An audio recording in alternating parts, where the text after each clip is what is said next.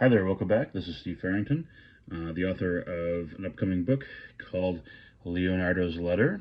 It's a historical fiction novel, ostensibly about a letter that Leonardo da Vinci is writing to his lover at the end of his life.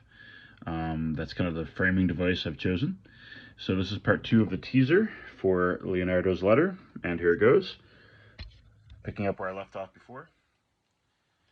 I endeavored once to bring forth my magnum opus, a great painting in Milan that would soon inspire everyone through the fire of my faith and the height of my talent.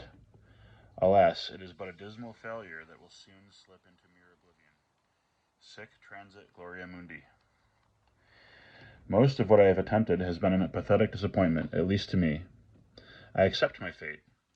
Instead of changing the world, I would now be content just to leave its stage with a tiny shred of dignity intact.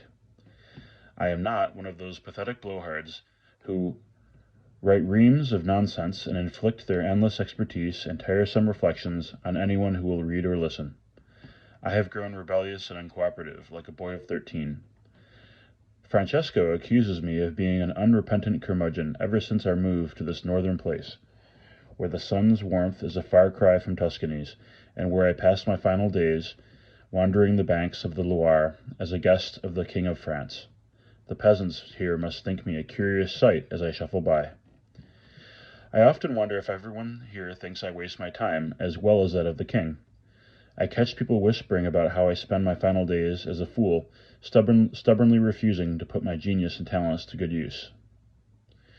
When Francesco implies such things, I gently remind him that I still fill the pages of my notebooks with all manner of calculations, sketches, and reflections, and continue to work on my unfinished masterpiece, the one I carry with me everywhere, the lovely Lisa, who stares at me every day, propped up against an old brown trunk, a gentle smile tugging at her lips. What I mean to say is that I still have things to do and much to learn. Ancora imparo, as some old men in Florence like to say, and it is true because I am still learning new things. Learning never exhausts the mind, after all. Part of me suspects I could drop dead tomorrow, and then another part of me wonders if, as my great enemy was somehow able to do, I could persist even further into an absurd old age.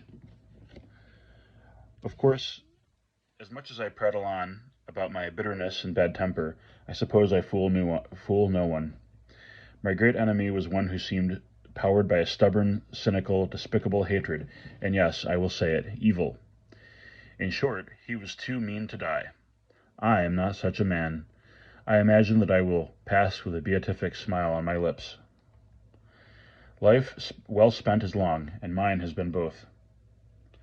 As I often say, I love those who can smile in trouble, who can gather strength from distress, and grow brave by reflection.